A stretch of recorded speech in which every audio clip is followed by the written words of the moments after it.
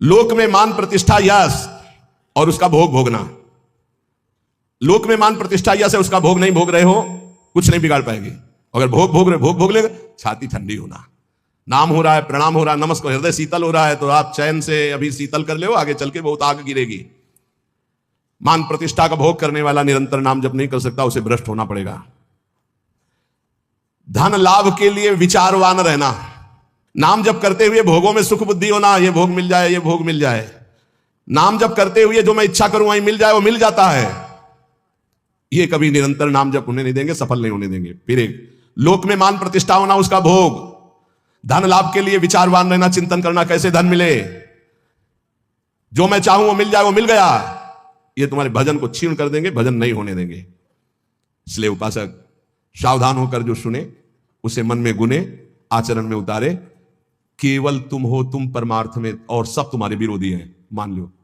पूज्यपाद सिवड़िया बाबा, ऐ साधक तू अकेला है, पूरा विश्व तेरे खिलाफ है। कैसे महाराज, अब आप ही तो हमारे जीवन हो। अब गया मन, हुआ ना चिंतन, तो ले गया ना तुम्हारा चिंतन। ये कोई गाली दे के, कोई मान करके, कोई भगवान बना करके, कोई धूर्त कह के किसी भी तरह से तुम्हारे चित्त को खींचने ना पावे।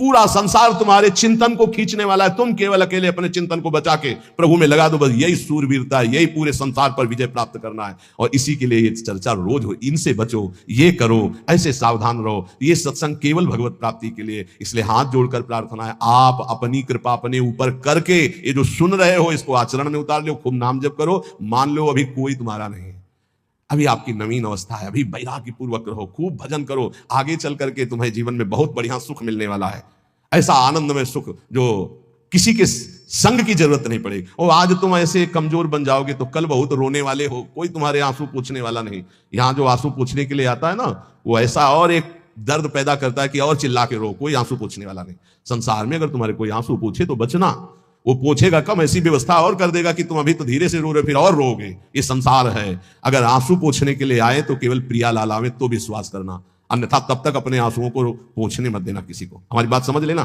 कोई बहुत प्यार दुलार दिखा रहा है, बहुत बचो, है उसकी दृष्टि में कुछ तुम्हारे पास जिसके लिए वो तुम्हारे आंसू पूछ रहा है। तुम्हारे आंसू नहीं पूछ रहा है, वो अपनी कोई ना कोई वासना, कोई ना कोई इच्छा, कोई ना कुछ देख रहा है तुम में, इसीलिए। और जिस दिन तुम केवल प्रियालाल का इंतजार, जिसने बांधा है वही छोड़ेगा, जिसने रुलाया है वही आके पुचकारेगा। हमको इंतजार उनका करना है, तब तक रोना बंद नहीं करना है। बिन रोए किन पाइयां प्रेम प्यारा मीत, एकांत में बैठ के रो, लाख समझाते हैं।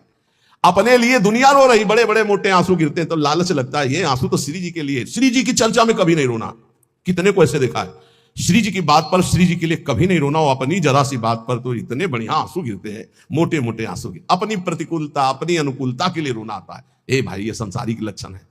भक्त के कभी आंसू भगवान की सिवा कहीं और गिर नहीं सकते, ये पहचान है। काट डालो तो भी आंसू नहीं आएंगे, उसके आंसू सिर्फ बिके हैं भगवान के लिए। अगर उसके आंसू ढलकेंगे, निकलेंगे तो केवल प्रियालाल के लिए। तो ऐसे बनो, प्रियालाल के लिए रो, संसार में कोई आपका नहीं है।